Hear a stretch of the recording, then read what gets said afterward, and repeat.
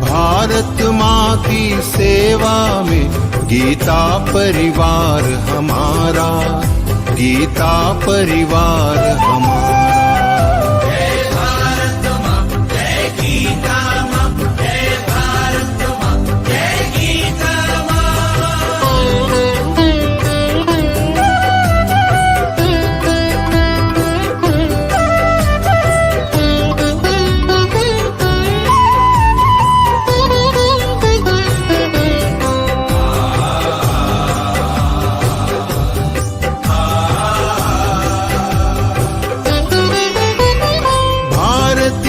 संस्कृति का वैभव जग में सबसे न्यारा।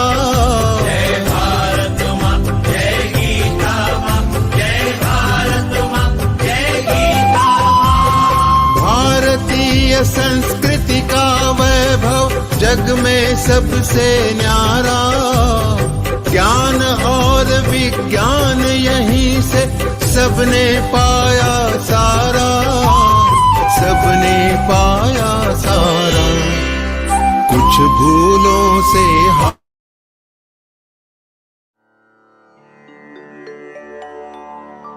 श्री गुरु चरण सरोज रज निज मनु मुकुरु सुधारि। बरन रघुबर बिमल जसु जो दायकु फल चारि। बुद्धिहीन तनु जानिके सुमिरौ पवन कुमार।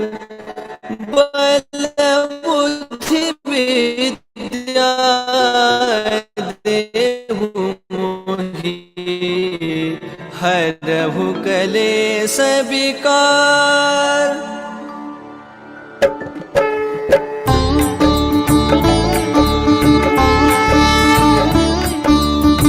हनुमान ज्ञान गुण सागर जय कपीस तिहु लोक उजागर। रामदूत अतुलित बल धामा अंजनी पुत्र पवन सुत नामा। महावीर विक्रम बजरंगी कुमति निवार सुमति के संगी। कंचन बरन बिराज सुबेसा कानन कुंडल कुंचित केसा। हाथ वज्र और ध्वजा बिराजे कांधे मूंज जनेऊ साजे। शंकर सुवन केसरी नंदन तेज प्रताप महाजगबंदन। विद्यावान गुणी अति चातुर राम काज करिबे को आतुर। प्रभु चरित्र सुनिबे को रसिया राम लखन सीता मन बसिया। सूक्ष्म रूप धरि सिंहि दिखावा बिकट रूप धरि लंक जरावा। भीम रूप धरि असुर सहारे रामचंद्र के काज सवारे। लाय सजीवन लखन जियाए श्री रघुबीर हर्षि उर लाए। रघुपति कीन्ही बहुत बड़ाई तुम मम प्रिय भरत ही सम भाई। सहस बदन तुम रोजस गावै अस कहि श्रीपति कंठ लगावै। सनकादिक ब्रह्मादि मुनीसा नारद सारद सहित अहिसा। जम कुबेर दिगपाल जहाते कवि कोविद कहि सके कहाते। तुम उपकार सुग्रीवहि कीन्हा राम मिलाय राजपद दीन्हा। तुम्हरो मंत्र विभीषण माना लंकेश्वर भय सब जग जाना। जुग सहस्र जो जन पर भानु लील्यो ताहि मधुर फल जानू। प्रभु मुद्रिका मेलि मुख माहि जलधि लांघि गए अचरज नाहि। दुर्गम काज जगत के जेते सुगम अनुग्रह तुम्हरे तेते। राम दुआरे तुम रखवारे होतन आज्ञा बिनु पैसारे। सब सुख लहै तुम्हारी सरना तुम रक्षक काहू को डरना। आपन तेज सम्हारो आपै तीनों लोक हाकते कापै। भूत पिशाच निकट नहीं आवै महावीर जब नाम सुनावै। नासै रोग हरै सब पीरा जपत निरंतर हनुमत बीरा। संकट ते हनुमान छुड़ावै मन क्रम बचन ध्यान जो लावै। सब पर राम तपस्वी राजा तिनके काज सकल तुम साजा। और मनोरथ जो कोई लावै सोई अमित जीवन फल पावै। चारों जुग पर ताप तुम्हारा है प्रसिद्ध जगत उजियारा। साधु संत के तुम रखवारे, असुर निकंदन राम दुलारे। अष्ट सिद्धि नौ निधि के दाता, असबर दीन जानकी माता। राम रसायन तुम्हारे पासा, सदा रहो रघुपति के दासा। तुम्हारे भजन राम को पावे, जन्म जन्म के दुख बिसरावे। अंत काल रघुबर पुर जाई, जहाँ जन्म हरि भक्त कहाई। और देवता चित्तन धरई, हनुमत से सर्व सुख करई। संकट कटई मिटई सब पीरा, जो सुमिरै हनुमत बलबीरा। जय जय जय हनुमान गोसाई, कृपा करहु गुरुदेव की नाई। जो सत बार पाठ कर कोई, छूटहि बंदी महासुख होई। जो यह पढ़े हनुमान चालीसा, होय सिद्धि साखी गौरीसा। तुलसीदास सदा हरि चेरा, की जय नाथ हृदय महडेरा। पवन तनय संकट हरन, मंगल मूर्ति रूप।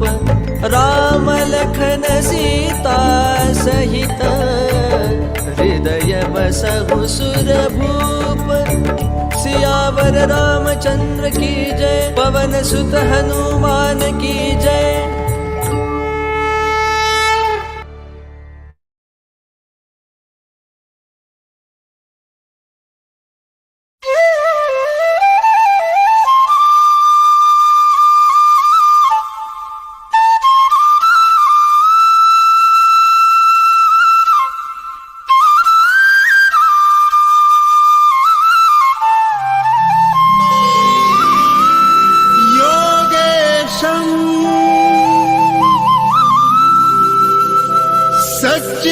सच्चिदानन्दं वासुदेवम्।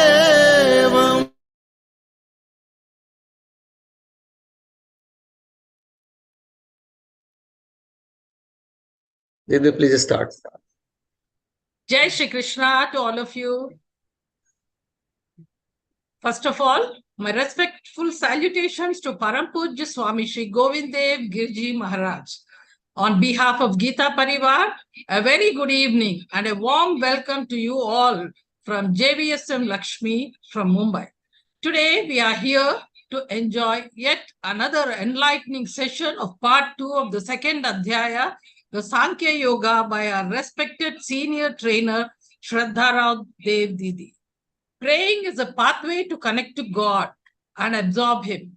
Let's come together as a community to offer our prayers to that all-pervading Paramatma, the Jagat Guru Shri Krishna. So for today's prayer, we have Srimati Ekta Sharmaji from Gurgaon. Didi is a housewife, joined Geeta Parivar in November 2022 and has been offering her technical assistant seva in all the 4 levels and as a coach trainer in L1 and L2 batches. Welcome, Didi, for the prayer. Jai Shri Krishna. Jai Shri Krishna. Vasudeva Sutam Devam Kamsa Chanuramartanam Devaki Paramanandam Krishna Vande Jagat Gurum Shri Krishna Vande Jagat Gurum. Jai Shri Krishna to all. Jai Shri Krishna to everybody. Now we'll be starting the session with the next program, which is lighting of a diya. Lighting a diya is a gesture of inviting positivity in any activity, which we begin, and it creates a perfect ambience in the surroundings. So for this, I invite Shruti Shrikant Kalantri ji, an engineering graduate from Nashik. Associated with Geeta Parivar since June 2020, Didi is offering her services as a trainer and technical assistant in L1 and L2, and also as a GC for different batches. Didi, please come forward to do the Deep Prajwalan, please.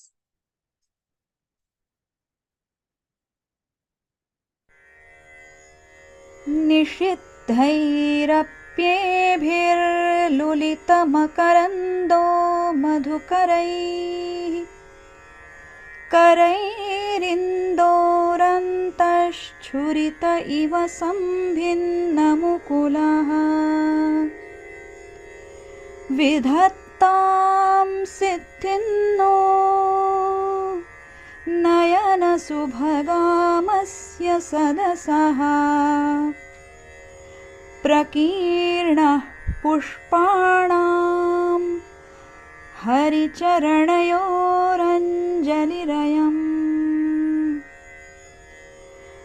शरदिन्दुनिभां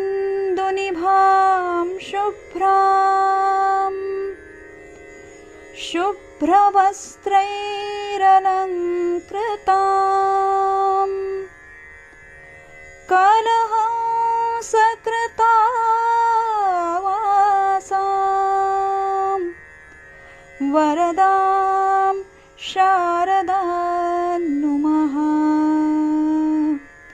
वरदां Sharada नुमः.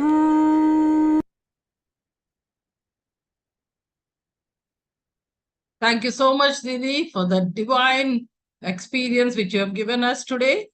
And now let us begin with the main part. The second chapter of the Bhagavad Gita, the Sankhya Yoga, is considered as the essence of the entire Gita. And today we are all here to continue our journey with our respected senior trainer, Shraddha Raodeo Didi from Hyderabad. Shraddha Didi is a disciple of Swamiji Govindev Giriji Maharaj. A graduate in electronics with over 13 years of experience in mobile app development, Didi takes keen interest in inculcating Indian values and Hindu scriptures in kids over 5 years of age in a Balak Gokulam in Hyderabad. She has been with Geeta Parivar since August 2020 as a trainer and also serves as examiner, Vivechak, and heads the class monitoring team. So it's my honor and great pleasure to request you, Shraddha Raodeo Didi, to take over this session to continue with the interpretation of the second Adhyaya. Didi, please. Thank you, Lakshmi Didi. That was a beautiful start of the session with a beautiful prayer and a beautiful Deep Prajwalan. A very warm welcome to all of you to the session today. Let's begin by remembering Swamiji and our beloved Shri Krishna and seek his blessings for this session ahead. Hari Om. Gurur Brahma, Gurur Vishnu, Gurur Devo Maheshwaraha, Guru Sakshat Parabrahma, Tasmai Shri Gurave Namaha. Krishnaya Vasudevaya, Hare Paramatmane, Pranatah Kleshanashaya, Govindaya Namo Namaha. Om Parthaya Pratibodhitam Bhagavatam Narayanena Swayam Vyasena Kratitam Purana Muninam Madhye Mahabharatam Advaitamritavarshini Bhagavati Mashtadashatyayini Amba Tvamanusandadami Bhagavad-Gītā Bhavatveshini. Om Shri Gurave Namaha, Shri Krishnaya Namaha. Hari Om. A very warm welcome to the session, all of you again today. It's a beautiful evening, a very thrilling evening. The World Cup final is going on and you all are investing time into studying Bhagavad Gita. Shows a lot of dedication towards the subject, and I wholeheartedly welcome you to the session today. The last session we all have seen very important stuff about Śrīmad-Bhagavadgītā. We have seen the background of Bhagavad Gita, and we have seen how this entire conversation between Arjun and Shri Krishna has started, on which note it has started. And we have seen some extremely important shlokas also. Some of them like Karpanya Dosho Pahata Svabhava. Initially, we saw the Arjuna first chapter, how he has been very confident, giving his own knowledge, and also telling about his own ideas about the war. And we see a paradigm shift of Arjun's attitude towards Sri Krishna, and how very important. Firstly, we saw how Sri Krishna has told us how we should give up the uh, fearless, how we should give up being fearful, how we should be confident. And Kutasva Kashmalamidam, we had also discussed how that shloka is favorite of Swami Vivekananda ji. And we have seen a very important shloka, which has been a turning point in the attitude that Sri Krishna had towards the lament that Arjun was facing. Karpanya dosho pahata svabhava pritchami tvam dharma sammudha chetaha yachreyasya nishchitam bruhi tanme Shishyasteham Shadiman Tvam Prapannam. This is a very important point in the Bhagavad Gita, and we had discussed that this particular shloka is the key to understanding the Bhagavad Gita. It is the key that is going to open the doors of heart of Bhagwan Shri Krishna, and he will let us in his thoughts and understand Śrīmad-Bhagavadgītā in its correct form. Now, this is the point where we have seen that Arjun is discarding his ego. He is leaving his entire ego and accepting, surrendering himself to Sri Krishna. This is like, an exhaust fan. How an exhaust fan will just throw away all the air, as Swamiji says, our attitude, that exhaust fan within our attitude should be there, which will discard our ego. It will throw away the entire ego from ourselves, and we will be able to what? Smile and completely surrender to the God. See, this keeps smiling, and before starting his discourse, Shri Krishna has smiled, and we have discussed that actions speak louder than the words. This smile of Shri Krishna is speaking much more than it summarizes the entire teachings of Śrīmad-Bhagavadgītā. This first shloka, see, we all know that the discourse, the actual Bhagavad Gita starts from the 11th chapter, 11th shloka, Ashochananva Shochastvam. Here also Shri Krishna is telling one thing, Ma Shucha, do not worry. The Bhagavad Gita is starting with Ma Shucha. You will see in the further shlokas, in the further chapters, it is also ending with Ma Shucha. In between also, you have studied some chapters, the 12th chapter and all other chapters. There he also is saying Ma Shucha. Everywhere the meaning is the same. The don't worry, be happy, chinta mat kariye. Today there is an important match. Our Bharat is playing a very critical match, and at the beginning so much anxiety I see around me, whether we win, what will happen, how it should win, etc., etc. So many people have come to watch, and what is it? We all are worrying. All that we should focus on is the duty. They will do their duty. What we have to do, we have to not worry about anything. Ma Shuchaha. That is the main, one of the most important founding stones, you can say, of the entire Bhagavad Gita knowledge. And this, when we are setting ourselves on this journey, we have to see where we have to head. And before that, Shri Krishna is telling us, before Shri Krishna begins this message, let us put ourselves in the shoes of Arjun and get that attitude. Shishyasteham shadhiman tvam prapannam. These are difficult shlokas.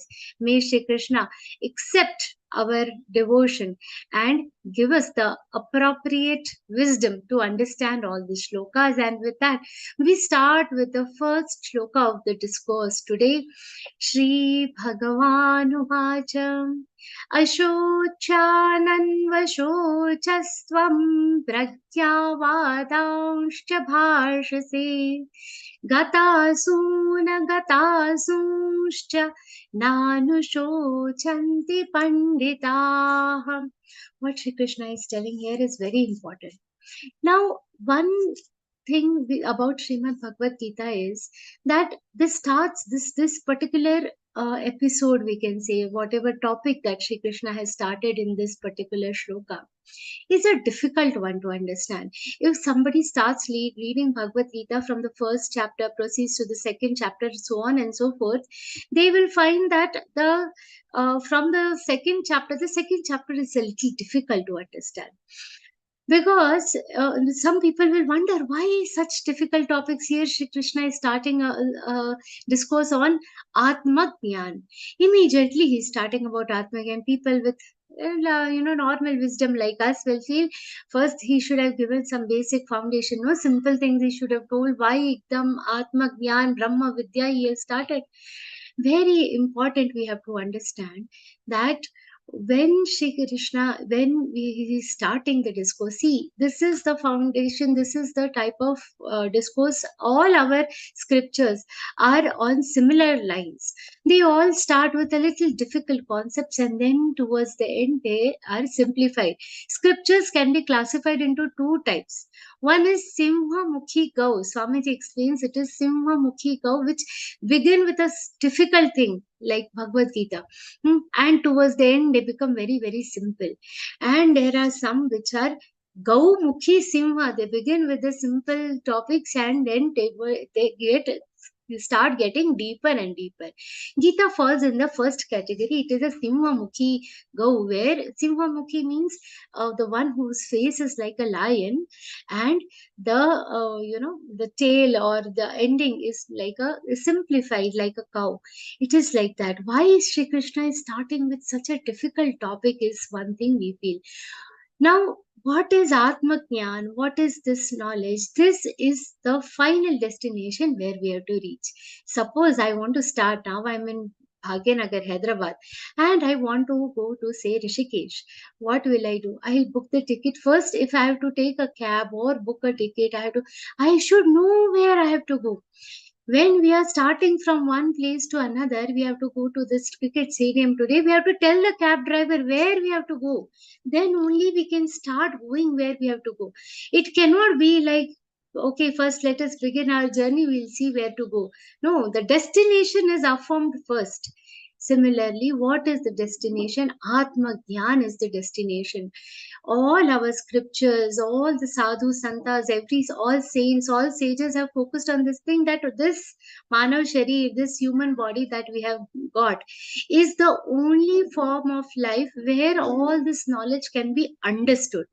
What we are, what is Atma, what is Paramatma, all this knowledge we can grasp, and not only grasp, we can also contemplate more about it, think more about it. All this is possible only in the human form. And that is why this Atma Jnana is our ultimate destination. And this ultimate destination, we have to first understand what is our destination. And for the superior category of intellectuals, if this first part is over, the remaining Gita, they don't even need to read. That is the beauty. That is the reason Shri Krishna has started with a very difficult topic, which in itself is Brahma Vidya. We say in Pushpika, isn't it? Brahma Vidyaya Yoga Shastre. So this is a part of Brahma Vidya. Atma Jnana itself is Brahma Vidya, and Shri Krishna is introducing in the second chapter from the 11th shloka till this continues up till 37th shloka. This part of the second chapter, Sankhya Yoga, is focusing on Atma Jnana. What is Atma? How is the behavior of how is Atma? What are the characteristics of Atma? All those things are explained earlier. So in this particular shloka, Shri Krishna says, you have given me such a big lecture, Arjun. You are talking about two contradictory things. You are talking in Pragya Vadamshcha Bhashase. This is like, a taunt he has given. You are talking like a very intelligent person. To small children, when they try to teach us too much, what do we tell them? We say, you are trying to be smarter. You are trying to be my mother. You are trying to teach us. That kind of thing we will have about, when small children come up with some very mature ideas. So similarly, Shri Krishna is telling, you are talking like a very intelligent person. but you are mourning about something that shouldn't be mourned about. This is a very important characteristic of what intelligent people. Pandita. This word pandit here is very important. The word pandit means wise one. The intelligent one, the wise one.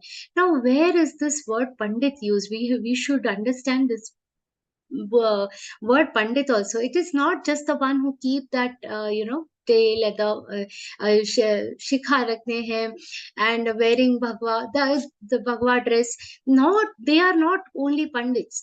Pandit is the one who has the right intellect to be called a pandit.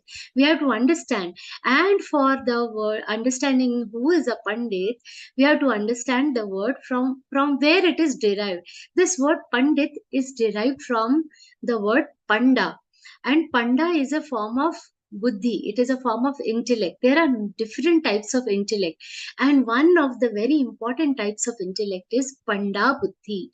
What is this panda buddhi? The panda buddhi is the one which tells us what is sat and what is asat, means what is truth, what is false, what is illusion. It tells us what is pinda, what is within us, what is Paramatma, what is Atma, what is Pinda, what is Brahmanda. All these, what is Prakriti, what is Purush.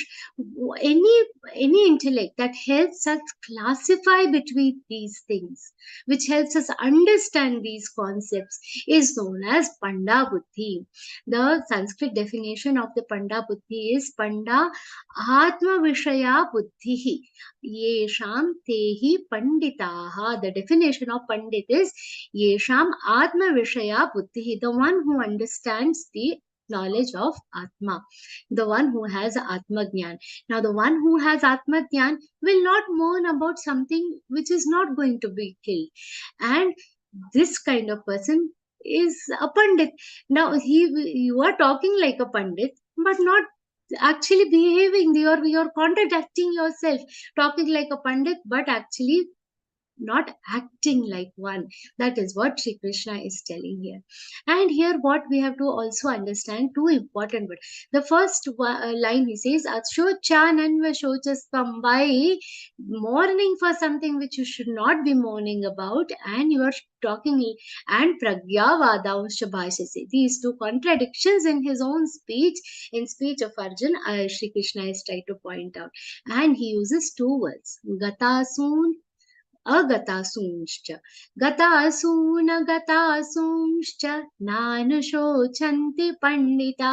Is telling what are the pandits like, what are the characteristics of pandit. Gatasu, two important words we should know, gatasu and agatasu. Gatasu means the one which is gone, already gone, and agatasu is the one which is still there. It is not gone, or it cannot go. So he is talking about both. One which is already dead, that is already gone, so there is no point mourning about it. And agatasun, which is already in front of you, which is living in front of you. There is no need to mourn about that also. In both cases, there is no reason to mourn, and that is the main characteristics of Pandit. And very interesting thing here we should know, where there is a beautiful incident by Kalidas where he is telling Raja Bhojraj about the different characteristics of Murkha, means a stupid person. In that also, one of the most important characteristics is the one who mourns for the one which is dead.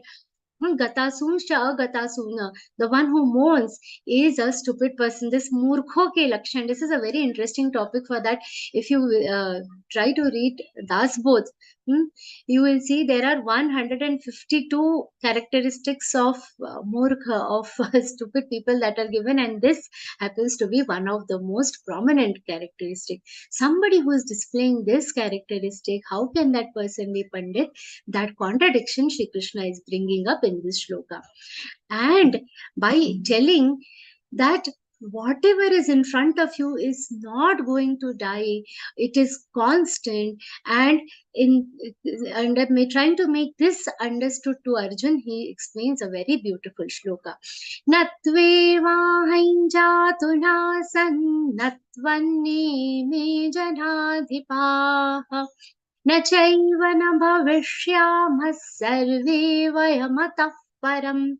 What Shri Krishna is saying, Natve vahin jatu nasan. All these kings who are in front of you, Janadhipaha, all these kings who are standing in front of you, Janadhipa means king. There was no time when they ceased to exist. There was no time that these kings have not existed. There is no time when they are not existing, because they're standing in front of you. And there is going to be no time, na chaiva na bhavishyamas, in future also.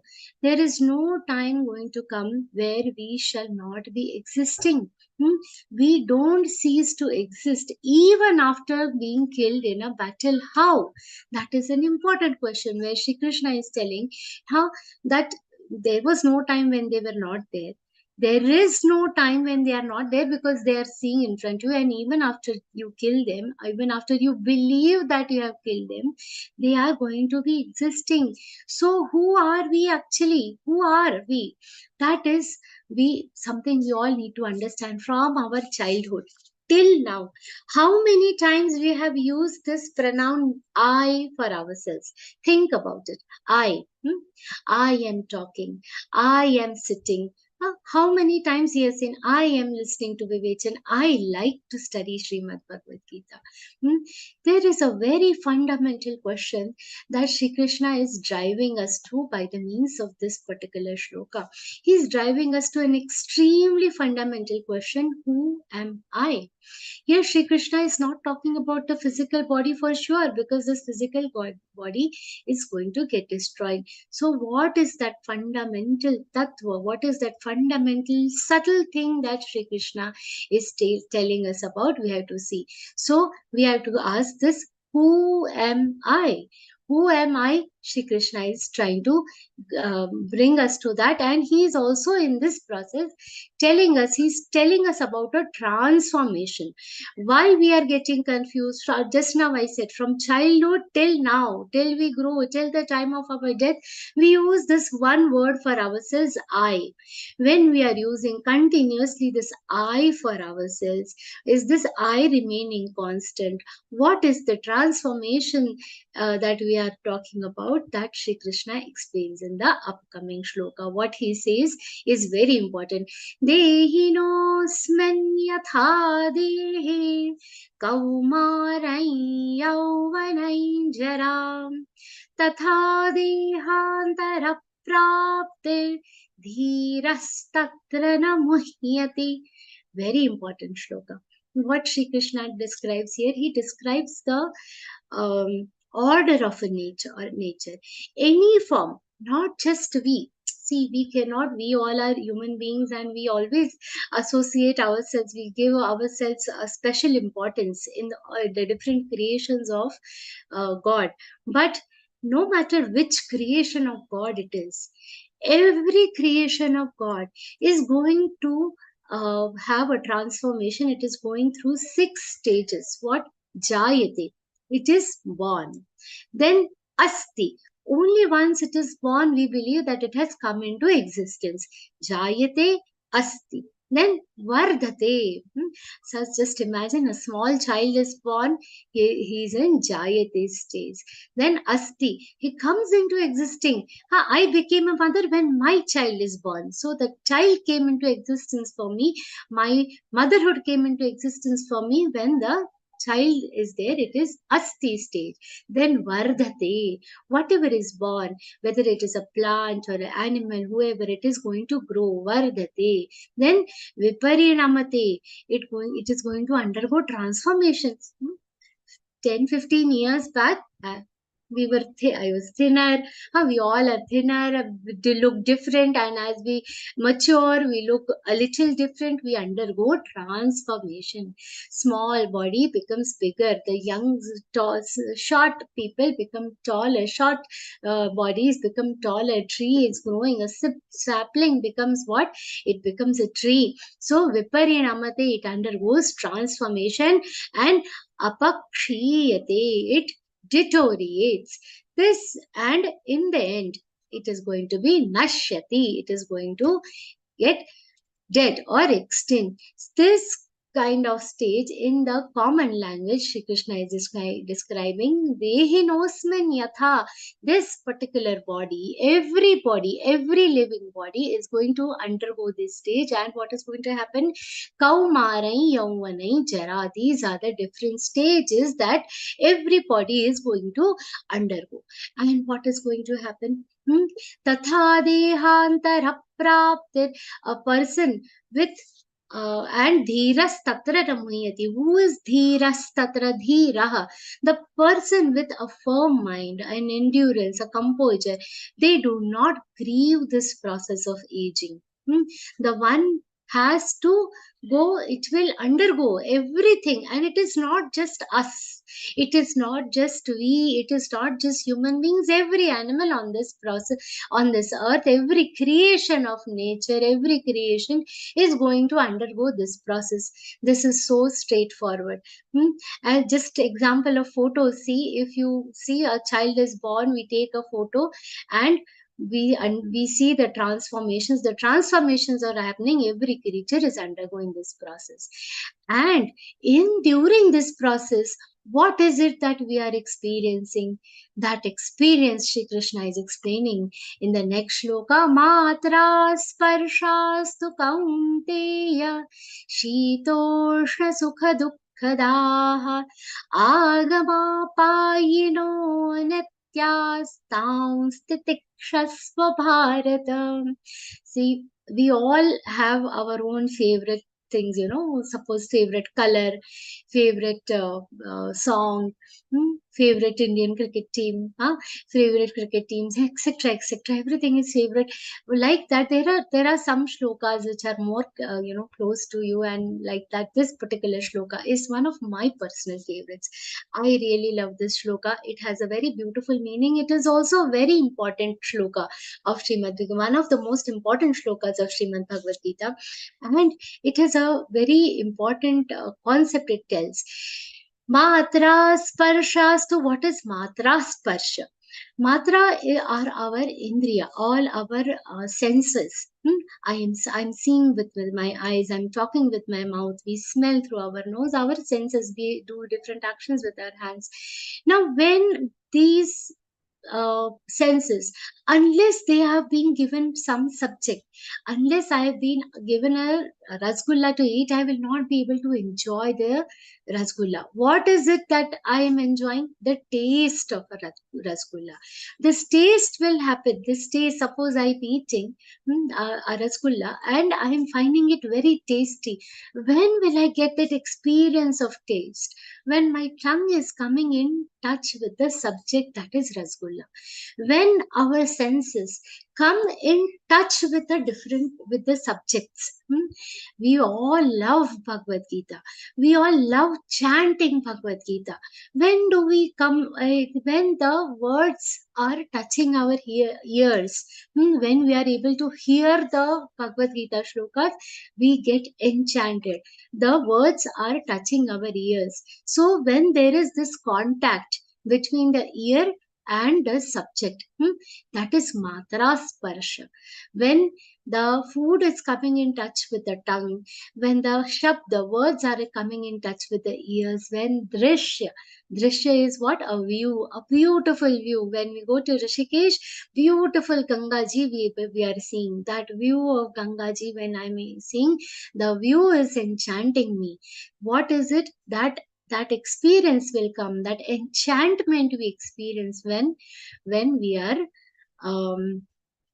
coming in contact with the subject. that coming in contact with the subject is known as Matra Sparsha. And what Shri Krishna is explaining about is Matra Sparsha. Matra Sparshaha tu Kaunteya Shitoshna Sukha Dukkhadaha. What he is saying, hey Kaunteya, Shri Krishna is telling Arjun, he's calling him Kaunteya here. It is very beautiful. This adjective also we'll try to understand a little more beautifully. Now, here he is telling Matra Sparsha. How is this Matra Sparsha? It is Shita, Ushna, Sukha, Dukkha, Daha. Da means giving. Dukkha, Daha means giving pain. Sukhada, giving sukha, giving happiness. So this entire experience, this touch, Matra Sparsha, is what it is, a producer of the experience, happiness, happiness and sadness, etc. Now here Shita, Ushna, they literally translate into heat and cold. But it should not be considered only as heat and cold. This entire phrase should be understood as pleasant and unpleasant. So our Matra Sparsha that we get, that gives rise to what? Pleasant and unpleasant experiences. One small thing, example I'll tell you. Once two friends were walking. Now one of the friend was, an early riser. Every early morning he will go for the morning walk very early in the morning. Now early in the morning the breeze is cool, and there was a road near their house which had beautiful plants. And in the early morning time, when the breeze was flowing, beautiful fragrance of flowers used to come on that. There were trees, and trees had beautiful flowers, and there used to be a strong fragrance of the flowers in the air. So when this friend used to go walking, he used to enjoy it. There was a beautiful fragrance, and one day he told his friend, early morning I'm going. Every morning when I go on this particular road, and I just love the fragrance of flowers on this road. The other friend felt, wow, that's nice. Even I go in the morning, but when I go on the other road. Let me try your road tomorrow. Now this second friend, he was not an early riser. He got a little late to visit that particular road. Now, by the time this fellow went, early morning, 6 o'clock, fragrant flowers. Now, by 7:38, what happened? That particular road had all vegetable and fish market, and all those vendors started coming. Now, it is a day and market day, and all these vendors started coming, and all those meat fellows, everything, and that bad smell of the market. This fellow went for a morning walk at 8:30. On the same road, he started walking, and so much filthy smell, dirty smell. He's like, what? Where is the fragrance? Where are the fragrant flowers? I don't smell anything. And the next day, so the same road which was giving a beautiful experience to this one friend, it became what? It became an unpleasant experience for the other friend. This is a very simple example I'm giving. Now, it is winter season.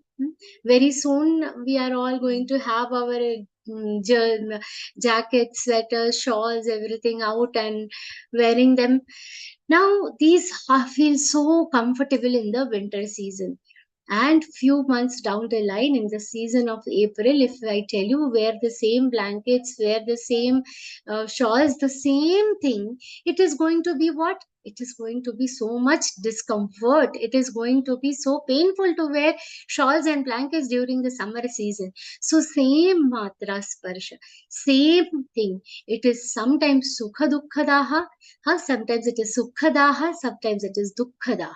It's the same thing. So whatever is the experience that we have, it is sometimes happiness, it gives pleasure, and sometimes it is unpleasant. This entire experience is impermanent. It is not, it is all temporary.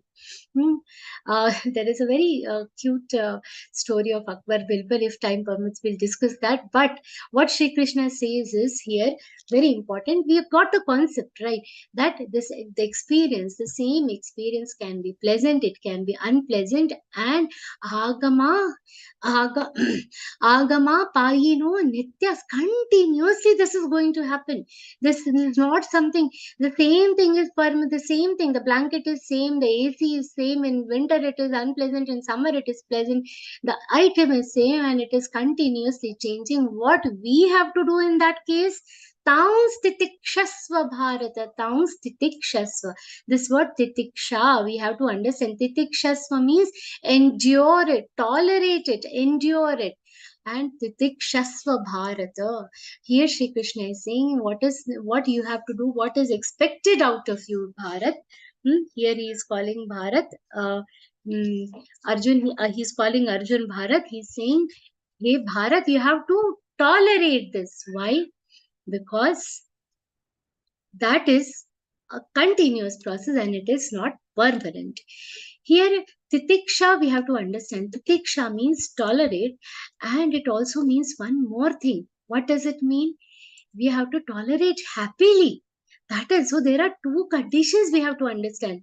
The titiksha, you always should remember that we have to endure it and endure it happily. Even if I have the capacity to retort, even if I have a capacity to, crib about it, I will not crib about it. I will not complain about it. Oh, it is so cold this year.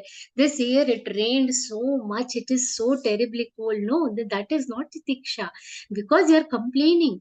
If you don't complain and just bear the cold with no complaints, no comments, no additional commentary, that is titikshasva. Every morning I have to get up and cook for my family. If that cooking and everything I'm cooking, but if I'm complaining about it, then it is not titikshasva. Then it is not titiksha. It is not endurance. Endurance subject to condition with a disclaimer. Shri Krishna is meaning here that without any complaints.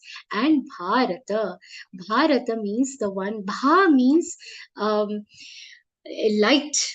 And Rath means what? Rath means one who is always in direction of that, who is always in the direction of knowledge. Now here Shri Krishna is addressing Arjuna as Bharat. So he is telling you are the one who is going in the direction of light, who is seeking enlightenment. You are the one. What is your basic nature? Your basic nature is enlightenment, feeling enlightened. You are that. So here replace it with ourselves. If we are the ones who are seeking what enlightenment, then we have to do this titikshasva. We have to endure it without any complaints. Now it is our choice. Why I told you when I started this shloka, this happens to be one of my favorite shlokas. Whenever a person is in a problem, what we should try to do, we should remind ourselves of this particular shloka. What Shri Krishna is telling, he means the important takeaways of this shloka, that whatever problem we are having, whether we win the match or not, whether we are doing this or not, how this is going to be a vicious circle. This agama payino nityas, this sukha and dukkha is going to be forming a vicious circle. Remind yourself, every time you are in a problem, every time you experience boredom, every time you experience fatigue, every time we experience any kind of pain while doing our activities, we have to remind ourselves that this is a continuous cycle. And taung titikshasva bharata. One, we have to be enduring it, and whether am I going to be Bharata? We all are seekers of Bhagavad-Gītā, and I have told earlier also that if we want to understand and learn Bhagavad-Gītā in the truest form, we have to be in Arjuna's shoes. If we have to be in Arjuna's shoes, we have to be real Bharatiya, means be Bharata, means be on the light of the enlightenment, on the way of, on the path of enlightenment. If we have to be Bharata, if we are on the path of enlightenment, we should be able to, this shlok, this particular thought from Sri Krishna is going to help you endure it. So learn this shloka by heart.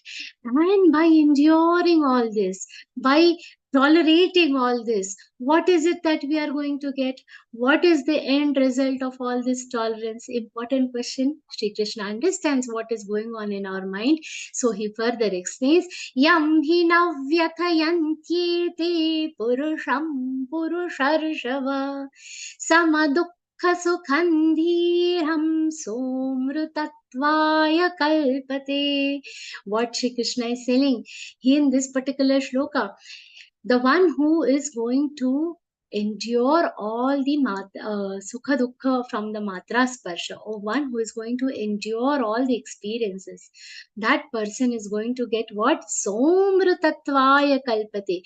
Here saha, that the vichhed is saha amrutatvaya kalpate. He becomes fit. Now he still not got it. Okay, there is a long list of things that we have to gain before actually getting it, but he becomes fit to be what? Amrutatvaya kalpate, to get that immortality. Amrutatva, we all know, is immortality.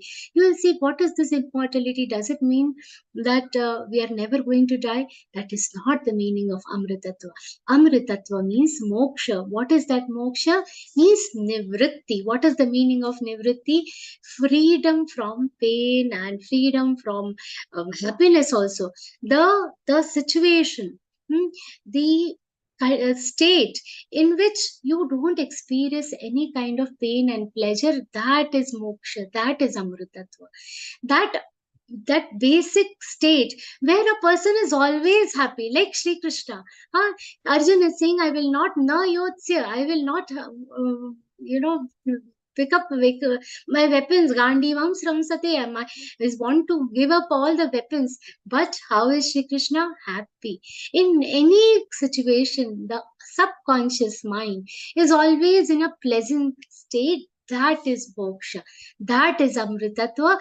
And a person who is going to endure all the difficulties of life, all the happinesses of the life. See, even happiness we have to endure. Why? Because this endurance, this happiness is also going to, distort our mind to a certain extent.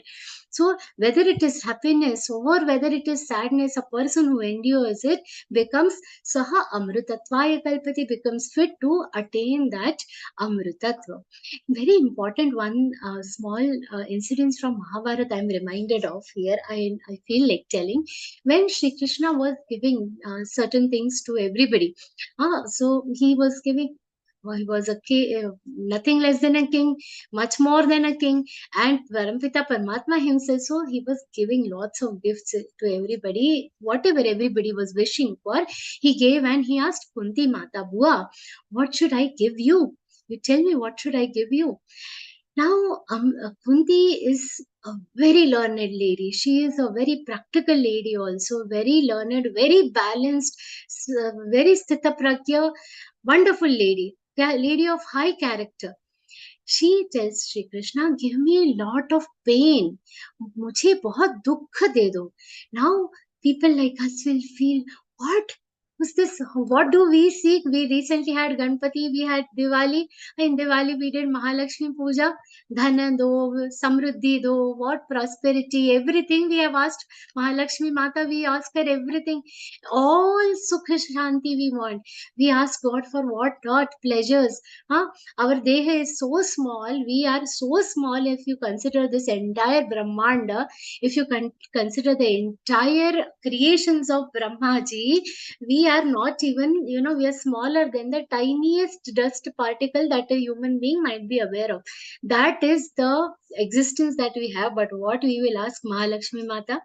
All the wealth, all the prosperity, everything. And what Kunti Mata is asking? She's saying, give me a lot of pain. Why? Everybody was startled by her demand. What is she asking for? Why so much pain? She said, Hey Krishna, you are Parampita Paramatma. If I become happy, I will be forgetting you. The happiness makes me forget God. Give me pain so that you remain in my memory all the time. See, such a different perspective of the dukkha. She is at that stage where the sorrow is not making any difference to her. This is a somra tattvaya state.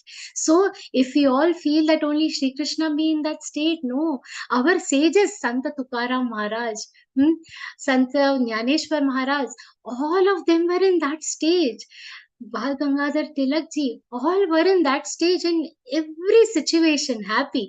In Veer Savarkar ji, when he was in a jail, he has written such beautiful literature, best Marathi literature that you will see from V. Savarkar ji has been written in the times when he was in jail.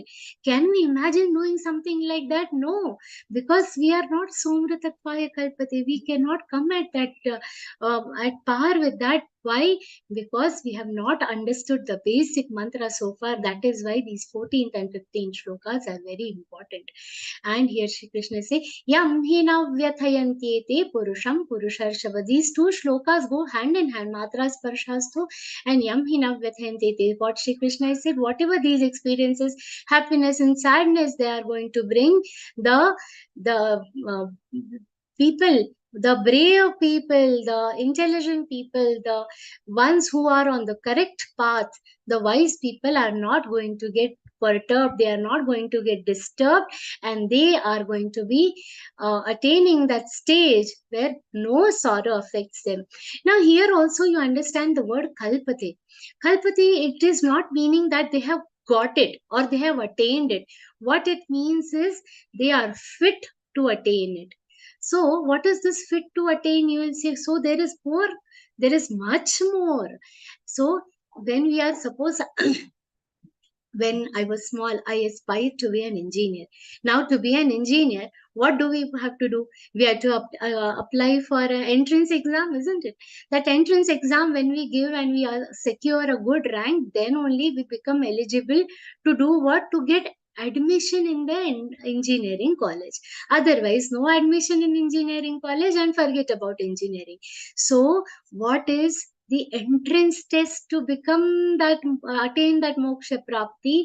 It is this entrance test. You just imagine that Shri Krishna is saying that the basic entrance test that you have to give is matra sparshastu kaunteya shitoshna sukha dukkadaha agama paino nityastam stitikshasva bharata. This is the entrance test you have to give. Tam stitikshasva bharata and yam hina vyathayanti.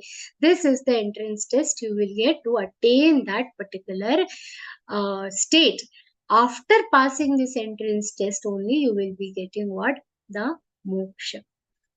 This is that we have to attain. And Shri Krishna says further, now after explaining all this, he is telling that we have to attain this particular state. After all this, Shri Krishna is taking us to a more deeper topic. He has told that this is a state where we do not get affected by any kind of truth or false, any happiness and sadness. When will we attain that stage? When we understand that the thing that is in front of us is very, very insignificant. That we have to understand. How will we understand something that is insignificant? How this is insignificant? Now, very simple thing. We are living in a very ignorance, in an illusion. What Shri Krishna is trying to take us to is, we are living in an ignorance. This ignorance, you equate it to darkness. We all know eternally in all scriptures, not only our Sanatani scriptures, all scriptures equate ignorance to darkness. And that darkness will be swayed away when you light a lamp. To light that lamp, Shri Krishna is lighting a lamp of knowledge, and there he is telling us about what is Sat and what is asat, what is truth and what is real and what is unreal. Shri Krishna says, na asato vidyate bhavo, na bhavo vidyate sataha, ubhayorapi drishtontastvanayost tattvadarshibhi. What Shri Krishna says, he has introduced 4 terms here. One is sat, asat, and bhav, abhav. Now this sat and asat, one should really understand this. This thing has come multiple times in Bhagavad Gita. Sat, asat. What is sat? Sat means the real. What is real? Which is never going to be destroyed. Something that is going to get destroyed is unreal. Okay, it is going to be perishable. It is going to be ultimately destroyed. So sat is what? Something which is never going to be destroyed and which doesn't undergo transformation and which is present everywhere in same form. It is present everywhere. This is the definition of sat, which is real. Asat is exactly opposite of it. Asat is unreal. It is going to get perished. It is our bodies. It is going to perish ultimately. That is asat. Now the same terms are coming multiple times in Śrīmad-Bhagavadgītā. Purush, Prakriti, Kshar, Akshar, Kshetra, Kshetrajna, Sat, Asat. These so many times you will see these terms in Bhagavad Gita. So some people wonder, what is Bhagavad Gita? So much repetition, same topic. Now for this we have to understand what is the most important thing. Suppose if we are talking to two friends, Bhagavad Gita is not a scripture that is somebody consciously sat and wrote down. It is a conversation. When we are having a conversation, what is the topic that is repeated the most? The one which is most important. So we have to understand that this is one of the most crucial thing that Shri Krishna is trying to tell us. Now to understand these crucial things, we have to understand with an example. Now we were talking about a baby being born in the family. So when a baby is born, when the child is new, just born, nowadays they will take photo of them also. Then 1 year, 2 years, 5 years, we have the photos. And then one day the child gets married, marriage photos. Then once if you sit with 25 photos of yours and see all that transformation, you see, keep all the photos, what we'll see? This 1-year-old child, that also I am. This 2-year also, it's me only. The 4-year-old is me. 5-year-old me. This is my college graduation photo. This is my marriage photo. This is me with my children. All the photos. What is remaining constant? The me remains constant. In all the 25 photos that are sitting in front of me, what is it that is remaining constant? The me. But what is it that is continuously changing? The body is continuously changing. The body is continuously transforming. After these hundreds, thousands, lakhs of photos, one final photo is going to becoming a permanent stamp of me in this world. So that all this photos are what? Continuous transformation. So what is happening? That transformation is continuous. The body is continuously transforming. It is continuously transforming, but me in that is not transforming me. So I am separate from the body. That means I am separate from the body. So I is irreversible, unaltered. That person remains the same, but the body, it is continuously varying, continuously changing. It is a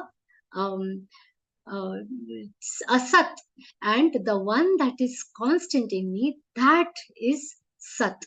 You will say this is how you are saying it is asat, because we are not that body. Then who we are? Who is this asat? And who is this asat is easy to understand. This body is asat because it is. We have understood the basic definition. Sat is that which is not changing. Asat is the one which is changing. I am not changing in these photos, but My body is changing in this photo. So the body is asat. But then who am I? To understand that who am I, we have to come out of this body and try to understand who is that I. So all that we see around is asat. It is unreal. And what Shri Krishna is saying here is there is no abhava of the sat. See, asat, unreal is everything around us is unreal. And what is sat? Okay, na asata vidyate bhavaha. It is always going to be there. It is always going to be in existence. But asat is, the sat is always going to be in existence, and asat, the unreal, is not going to be in existence. Now, suppose to understand this in a better way, we have to understand that suppose a dream, in a dream, if you eat something, again let us bring that rasgulla. It is just now we finished with Diwali, all mithais only in my brain. So suppose this besan ka laddu we ate. Now if I'm sleeping in dream, I ate this besan ka laddu. Now in the dream I ate. Who ate? I ate it with this tongue only, with this mouth only. It felt very sweet also. Now while sleeping, was I sleeping with all the ingredients of besan ka laddu, cooked it in the dream and ate? No. It was also created, that created by me only. That me who was dreaming, was eating the laddu, was created by me. The one who enjoyed was also me.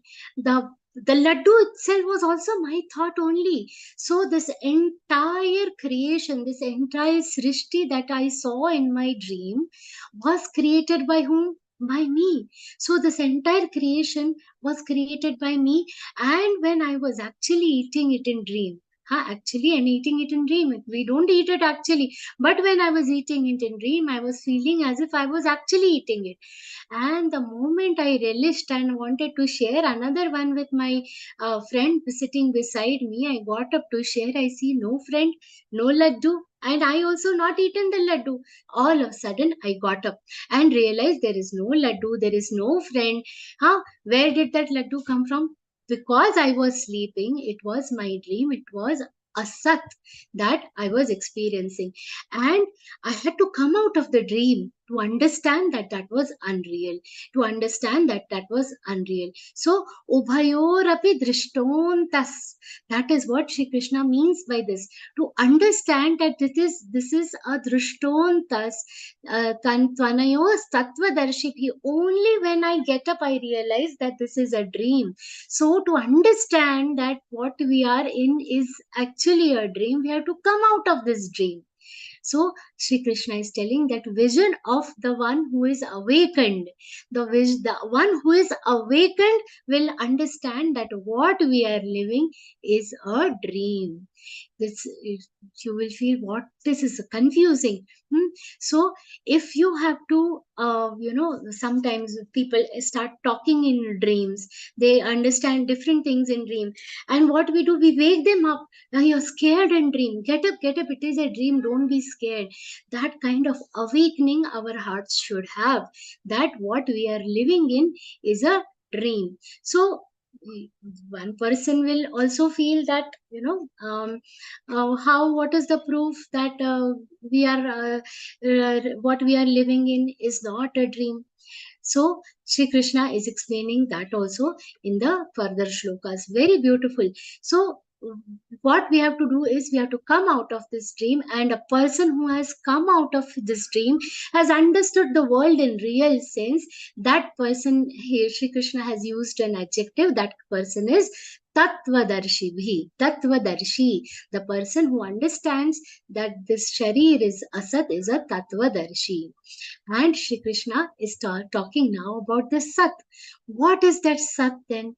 That Sat, Shri Krishna is going to explain in the next shloka. What he says, Avinashitu tadviddhi yena sarvamidantatam vinashamavyyasyasya vinashamavyyasyasya na kaschit kartumarhati. So this Sat Tattva that is not changing, the Sat Tattva which is sleeping and experiencing this entire world. We have to just wake up and understand that Sat Tattva. We have to just get up, and the way we have to get up and understand that our dream was false, similarly, we have to awaken the Tattva within ourselves and understand the Sat Tattva better. That Shri Krishna is explaining from this 17th shloka. How is the Sat? Avinashi. And you understand that this tattva is avinashi. Avinashi means indestructible. Yena sarvamidam tatam. It is present everywhere. It is all pervasive. Everything around us is full of this tattva. And see, my small mind can create a particular imagine that it can create a view also, and I am also the observer. Everything I can create, the tattva is far more superior. It can create the entire srishti around us. And what Shri Krishna is explaining here, that vinasham avyayasyasya na kaschit kartum arhati.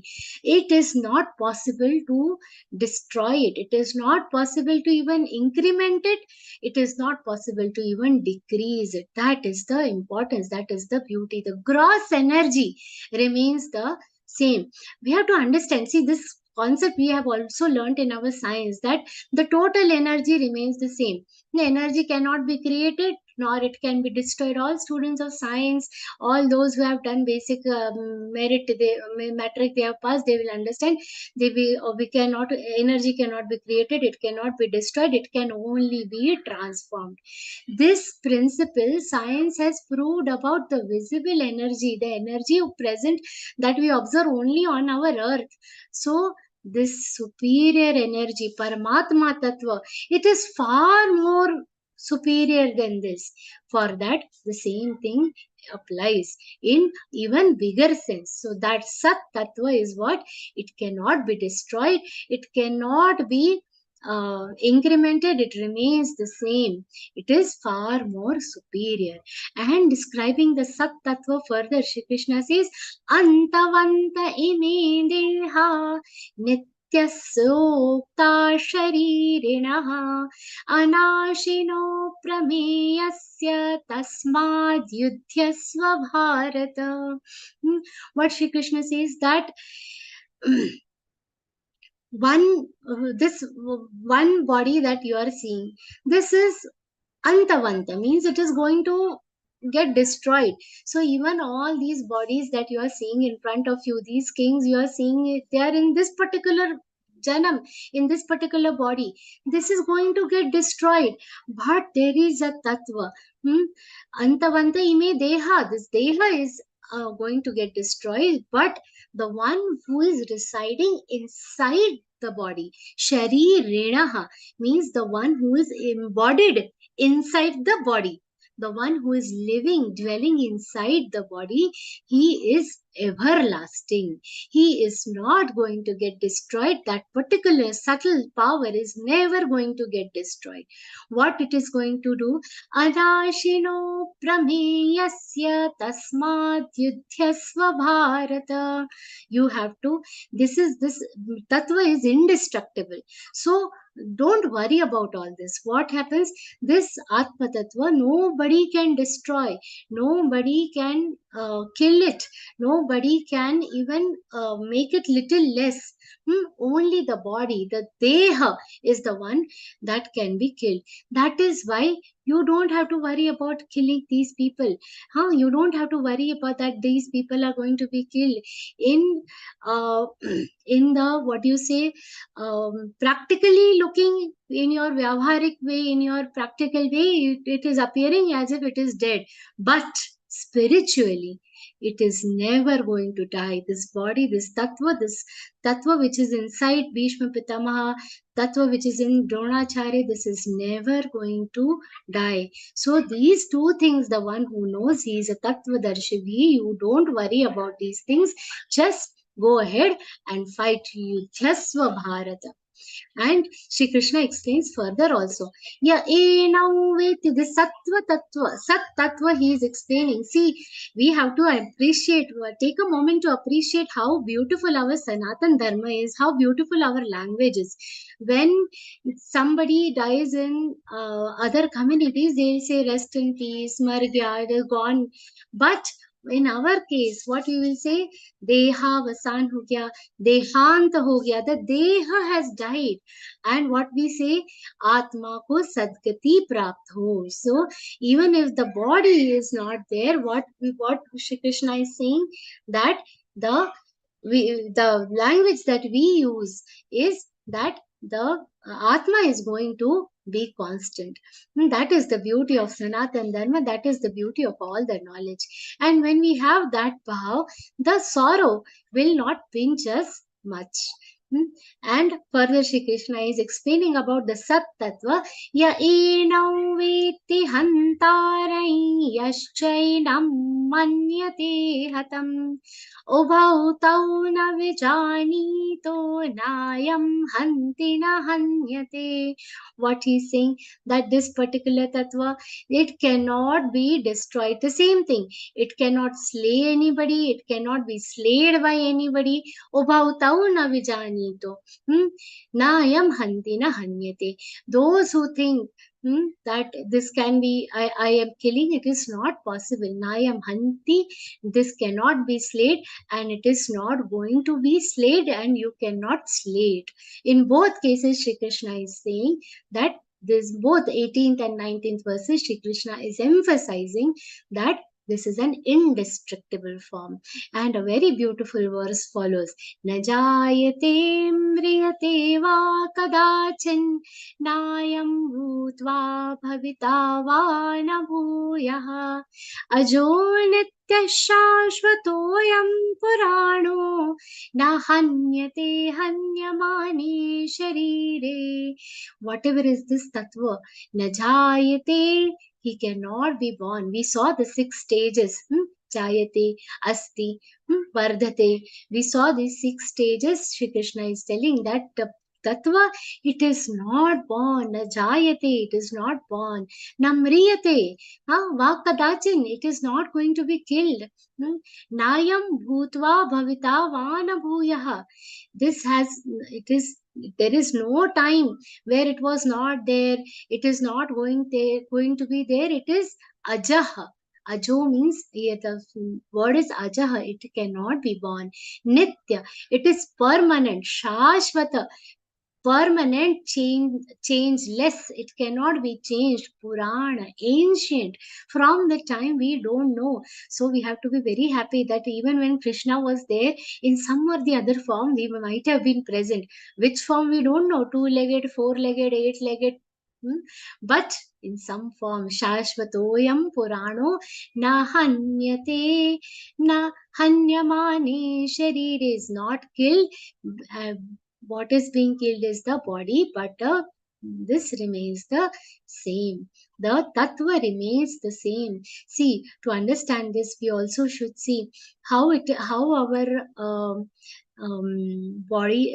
This is, you have seen water in a lake or go sit near a pond. Pleasant breeze is flowing. Just imagine yourself sitting near a pond and you throw a stone in that pond. In the calm water, if you throw a stone, what will happen? The ripples will be formed. Small wave like ripples will be formed. And what happens? Now you say the small ripple is formed. Now the ripple has come. The moment the water stabilizes, what happens? The ripple goes down. Now at that point of time, the ripple came and ripple went, but the water remained the same. When a wave is being formed in the oceans, we cannot say that the ocean, what is the wave? The wave came, the wave went, but the water is remained this thing. Can we say the wave is not formed? We cannot say. At any point of time is the wave not going to be there. It is always going to be there. And in the end, it is merging with the water itself. The wave came, the wave went, the wave but it is a continuous process. The tattva, the water remains the same. The rippling, when the water is creating ripples, it remains the same. Similarly, it is coming and it is going, but the water, the tattva which is forming it, it remains the same. And what is happening?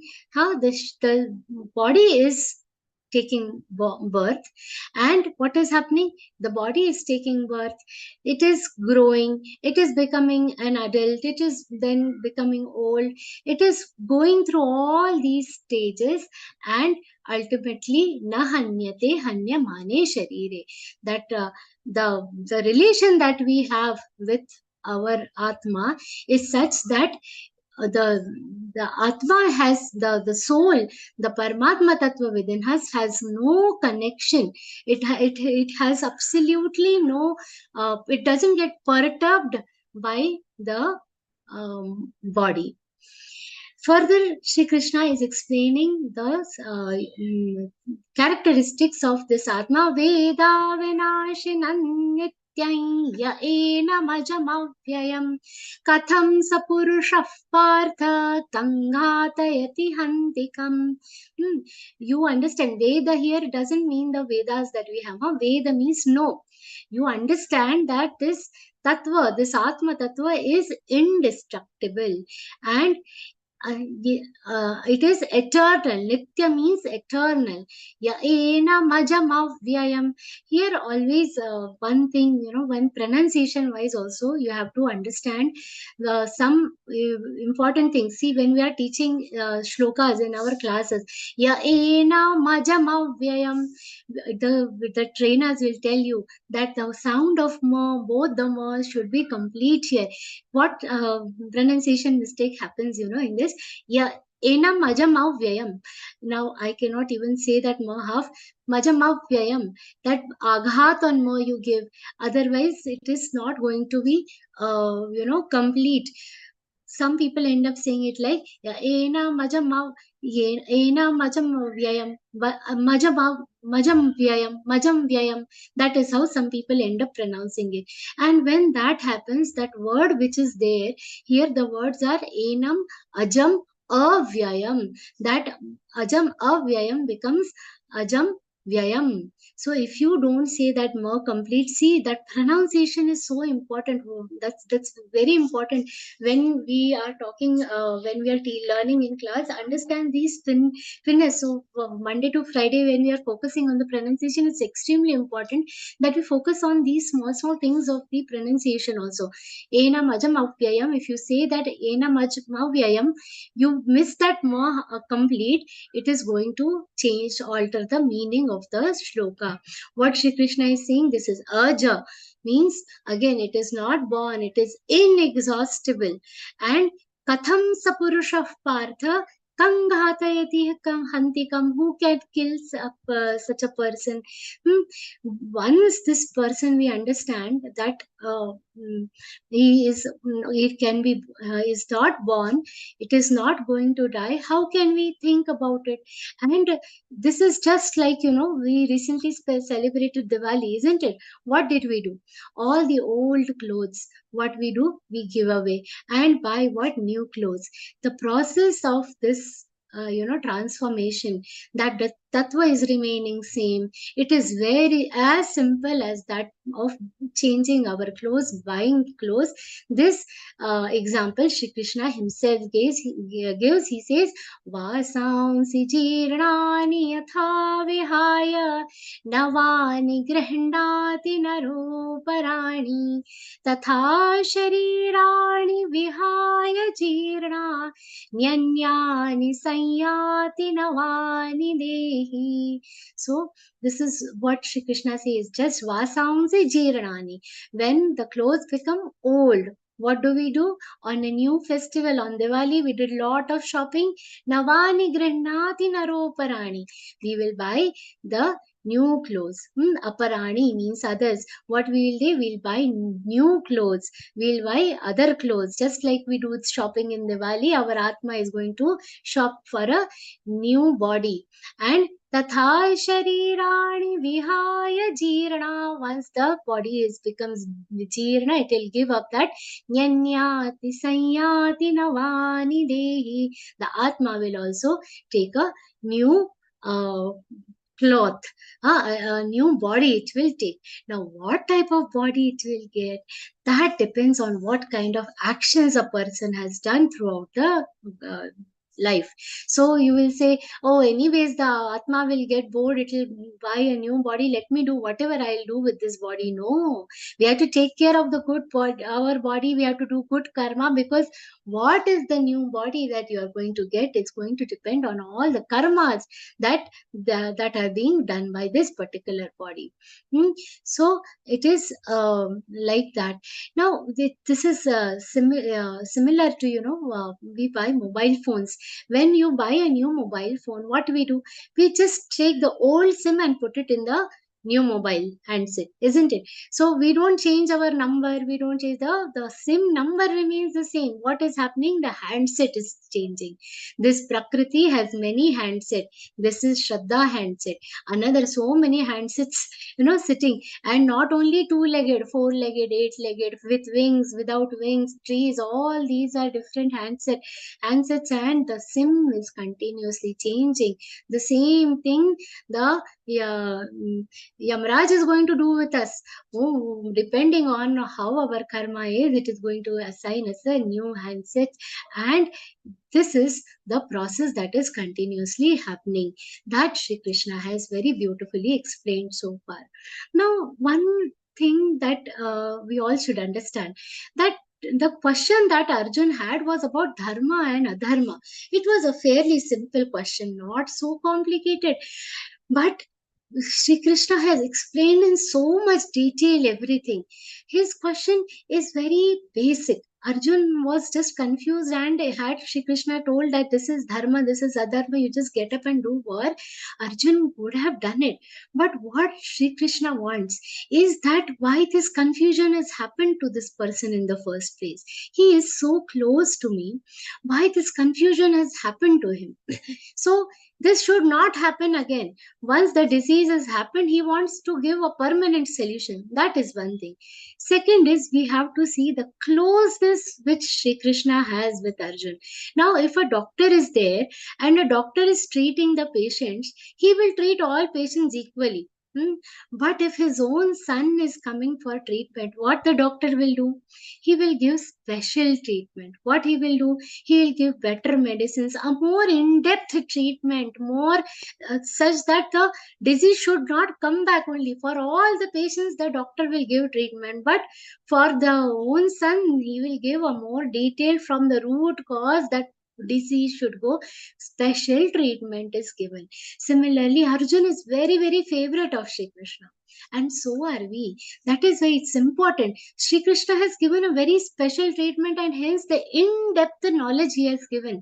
All these characteristics he has explained in detail. What we have learned so far in the further shlokas, Shri Krishna has explained more characteristics about that Atma, so that you understand Atma in a very detail from all angles. He is going to explain. That explanation we are going to see in the next session. We have to understand that this treatment we are getting through Arjun, because Arjun was Shri Krishna's very, very favorite. So we also should get that special treatment. I just hope that we all get that special treatment from Shri Krishna and manage to understand all these shlokas beautifully and get the real crux of all these shlokas. So rest of the knowledge about Atma Gyan, what Shri Krishna has explained, the beautiful characteristics of Atma, which will take us away from all the sorrows in the rest of the shlokas. We will see them in the next session. With this, I offer this entire discourse at the feet of Param Pujya Swami Govindev Giriji Maharaj, without whose blessings we could not have achieved this kind of session. I offer everything at the lotus feet of Shri Krishna, with whose blessings we all have got Śrīmad-Bhagavadgītā. Hari Om Shri Krishna Arpanamastu. Thank you so much. Thank you so much for bearing Matra Titikshasva Bharata, for bearing with that extra time that I took. So thank you so much for the patient listening. Jai Shri Krishna and Pranam. And thank you so much, Didi, for that excellent and thought-provoking vivation. And we didn't feel that we had you had taken any extra time. Actually, it was like we still wanted to continue. The beautiful explanation of the Asat and Sat Tattva was very interesting. And the day-to-day examples you have given at every stage, it helped us understand the shlokas in such a way that even if we want to by heart them, these examples will be a clue for us to learn. I hope all of them have the same feeling. And now I request Didi to continue with the interactive session. And I would like to invite you all here to come forward with your doubts. And please use the hand symbol so that you can be unmuted. And please don't forget to switch on your videos also. And we hope we'll have some interesting question and answer session, interesting questions from the participants. And of course, we'll have interesting answers. So let us continue. Please put up your hands so that we will continue with the session. There was one hand raised.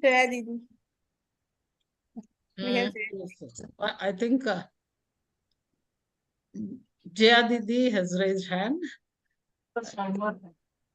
Jai Shri Krishna, Shraddha Didi and Shri. Jai Shri Krishna Didi. After today's explanation of Sat, Asat and everything, I have a very, very strong feeling. You will show me where my Atma is and what my Atma is and get the full jnana. That is the only objective, and I told you once, maybe. I have never asked God for anything. When I'm in front of God, I forget to ask for anything. But when we finished with the 13th chapter, the last few shlokas, I had so much tears, and that day for once I got a wish that I must live for 3 more years till I realize Atma. And I'm sure by the end of 2nd chapter, you will make me know it. Thank you very much. Very, very long Your years. messenger by Shri Krishna told me. Jai Shri Krishna. And Pranam Didi. Thank you, Jaya Didi. And next we have Achala Srivastava. Please ask your question, Didi. You have to unmute yourself. I've given you the... Didi, please unmute Didi. Please and unmute yourself. Achalaji, I've given you the request. Please unmute yourself. Yes. Oh, Jai Shri Krishna. yeah. Jai Shri Krishna Can I Didi. be heard? Yes, yes, Yes. you're audible now, Didi. Tell. Yes. I just want to know once again the 20th shloka. 20th shloka. Na jayate mriyate va kadachin. Na jayate, What is meant by bhavita? Bhavita means not born, not being there. So the full Bhava, shloka I want to... sorry, Didi. 20th shloka I want to get explained once more. Didi, na jayate. Jayate means born. Atma tattva is not born. It is Yes. not mriyate. Mriyate va kadachin. It is not going to be dead also. And Yes. nayam bhutva, na ayam bhutva, having been, bhava means being there. So having been also, there will be no time when it was not going to be there. Nayam bhutva, having been there, it will always be there, and it will na bhuyaha. There will be no time when it is not. It is just similar to the same place where it means it is not going to be there. It will be there, and it is always going to be there. There is no time when it was not there. Then there is no time when it is not there. There will be no time when it will not be there also. And it is all encompassing. That is, these are the important characteristics we have seen about the Atma Tattva. Thank you. Yes. Do we have any more questions, please? There are no hand raised, so... Yes.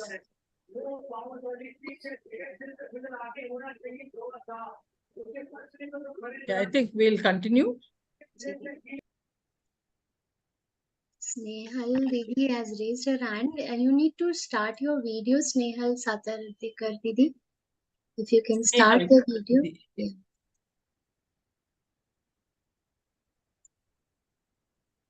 जय श्री कृष्ण दीदी, स्नेहल जी प्रणाम.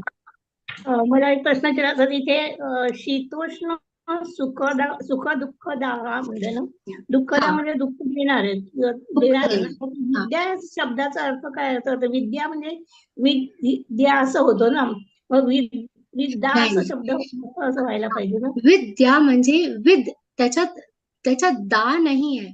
विद्यामध्ये या पूर्ण आहे आणि the.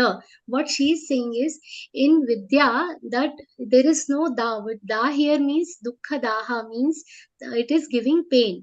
In vidya the word is the is half and ya is complete. With the with dhatu means to know. Vidya means the one who is helping you to know something. That is vidya. In vidya the da shabda is not there. Da is not there. It is ya, with ya, asa.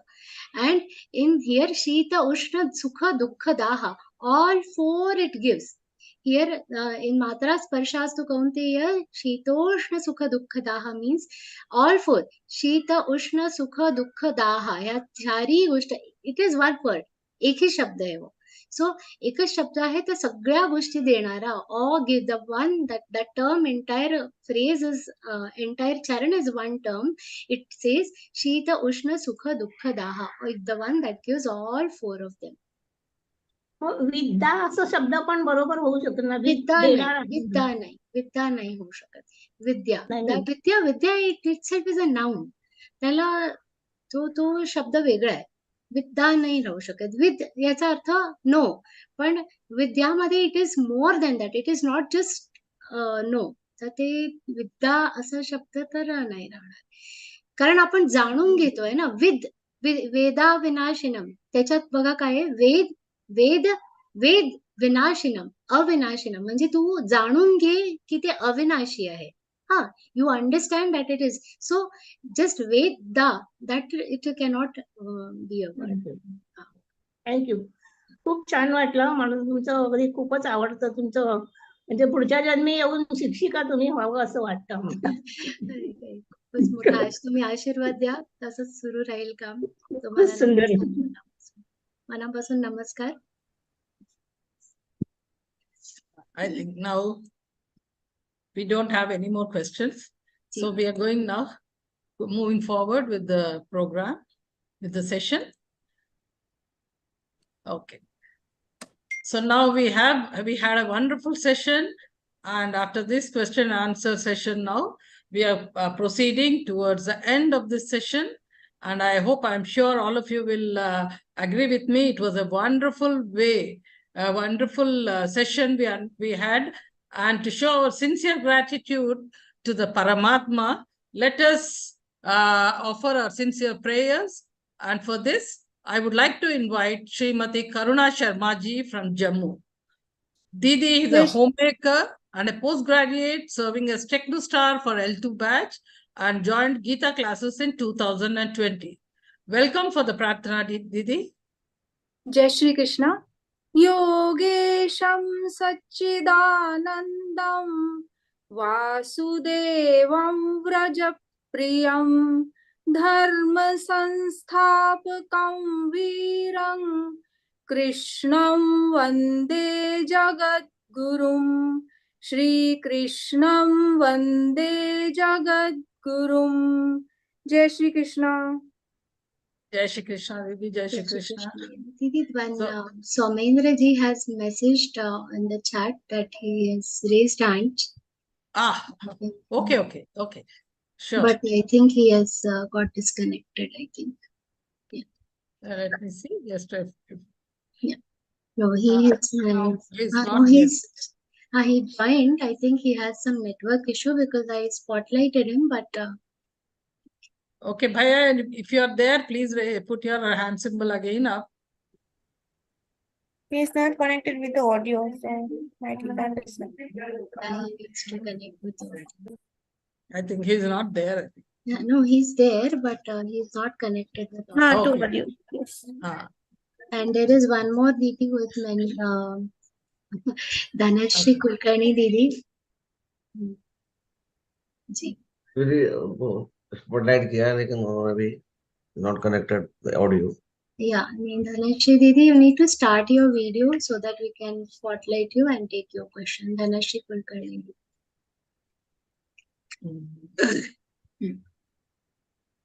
I think we can unmute him. More people, हाँ, जी, Dhanashri. Yes. In the meantime, we can take Dhanashri ji's question. Please unmute Tai. I've given Please unmute yours. I've given the exercise. You have to just click on this. जय श्री कृष्ण दीदी. जय श्री कृष्ण. पण मला स्क्रीनवर दिसत नाहीयेत तुम्ही. हा, मला ऐकू येते, तुम्ही बोला. तुम्ही दिसताय स्क्रीनवर सगळ्यांना. छान ना तुम्ही हे केलं विवेचन याचं श्लोकांचं. पण मला या एक प्रश्न होता 12व्या श्लोकात नत्वेवाहं जातु नासं नत्वं नेमे जनाधिपा या ओळीचा अर्थ मला अजून स्पष्ट पाहिजे होता. Natvevahi jatu nas. This is a very beautiful shlok.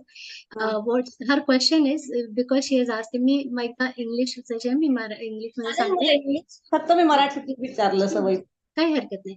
तर what she is asking is the 12th shloka, Natvevahi jatu nasan natvan neme janadhipaha. The meaning of this is natu eva aham jatu na asam na tvam na ime janadipaha. What he is saying is there is no time when I was not there, when you were also not there. I was also there, you were also always there, and all these kings who are in front of you, there is no time when they did not exist. म्हणजे मी पण आधी असा कुठलाच time नाही, अशी कुठलीच वेळ नाही जेव्हा तू नव्हतास, मी पण नव्हतो, आणि हे आपल्या समोरचे जे सगळे राजा आहे, जनाधिपहा means all the kings. There is no time when these kings also didn't exist. They, me and you, all three of us have always existed. धन्यवाद. जय श्री कृष्ण. खूप सुंदर. Soumendra Bhaiya, please unmute yourself. And if you are connected, you can just start saying what you want to say. Network problem. Soumendra Bhaiya.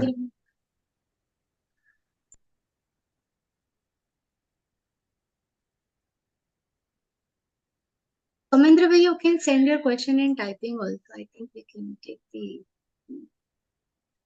Hanuman Chalisa in the meantime. He has network issue. Maybe he can type his question. Yes, I think he has got network issues. Okay.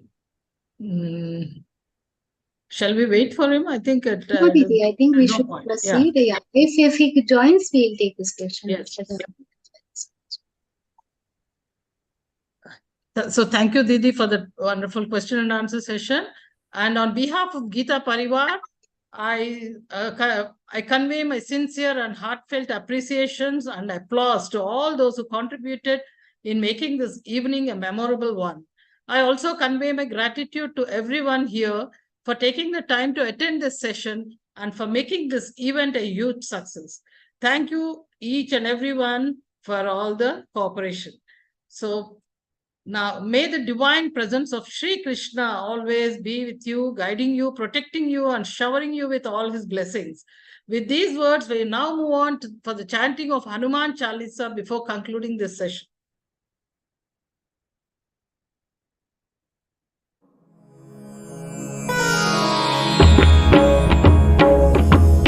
Shri गुरु चरण सरोज रज निज मनु मुकुरु सुधारी बरनउ रघुबर विमल जसु जो दायकु फलचारी बुद्धिहीन तनु जानिके सुमिरौ पवन कुमार बल बुद्धि विद्या देहु मोहि हरउ कलेस विकार। जय हनुमान ज्ञान गुण सागर जय कपीसतिहु लोक उजागर रामदूत अतुलित बल धामा अंजनी पुत्र पवन सुत नामा महावीर विक्रम बजरंगी कुमति निवार सुमति के संगी कंचन बरन विराज सुबेसा कानन कुंडल कुंचित केसा हाथ वज्र और ध्वजा विराजे कांधे मूज जने साजे शंकर सुवन केसरी नंदन तेज प्रताप महाजगवंदन विद्यावान गुणी अति चातुर राम काज करिबे को आतुर प्रभु चरित्र सुनिबे को रसिया राम लखन सीता मन बसिया सूक्ष्म रूप धरि सियहि दिखावा विकट रूप धरि लंक जरावा भीम रूप धरि असुर संहारे रामचंद्र के काज संवारे लाय सजीवन लखन जियाए श्री रघुबीर हरषि उर लाए रघुपति कीन्ही बहुत बड़ाई तुम मम प्रिय भरतई सम भाई सहस बदन तुम रोजस गावे अस कहि श्रीपति कंठ लगावे सनकादिक ब्रह्मादि मुनीसा नारद सारद सहित अहिसा जम कुबेर दिक्पाल जहाते कवि कोविद कहि सकै कहाते तुम उपकार सुग्रीव ही कीन्हा राम मिलाय राजपद दीन्हा तुम्हरो मंत्र विभीषण माना लंकेश्वर भय सब जग जाना जुग सहस्र जो जन पर भानु लील्यो ताहि मधुर फल जानू प्रभु मुद्रिका मेलि मुख माही जलधि लांघि गए अचरज नाही दुर्गम काज जगत के जेते सुगम अनुग्रह तुम्हरे तेते राम दुआरे तुम रखवारे होत न आज्ञा बिनु पैसारे सब सुख लहै तुम्हारी सरना तुम रक्षक काहू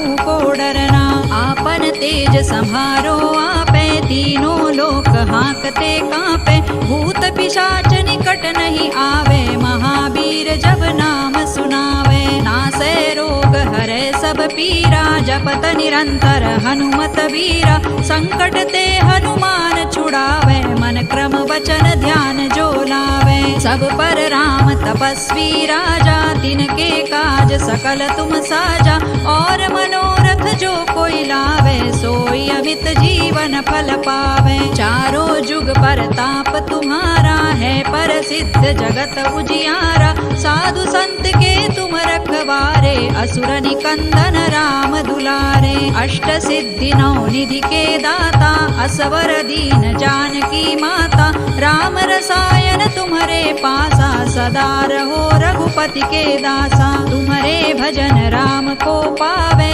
जन्म जन्म के दुख बिसरावे अंत काल रघुबर पुर जाई जहाँ जन्म हरि भक्त कहाई और देवता चित्तन धरई हनुमत से सर्व सुख करई संकट कटे मिटे सब पीरा जो सुमिरे हनुमत बलबीरा जय जय जय हनुमान गोसाई कृपा करहु गुरुदेव की नाई जो सत बार पाठ कर कोई छूट ही बंदी महासुख होई जो यह पढ़े हनुमान चालीसा होय सिद्धि साखी गौरीसा तुलसीदास सदा हरि चेरा की जय नाथ हृदय महडेरा पवन तनय संकट हरन मंगल मूर्ति रूप राम लखन सीता सहित हृदय बसहु सुर भूप सियावर रामचंद्र की जय पवन सुत हनुमान की जय उमापति महादेव की जय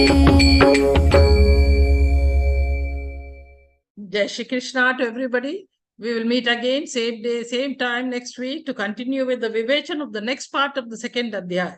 Till then, please take care. Jai Shri Krishna.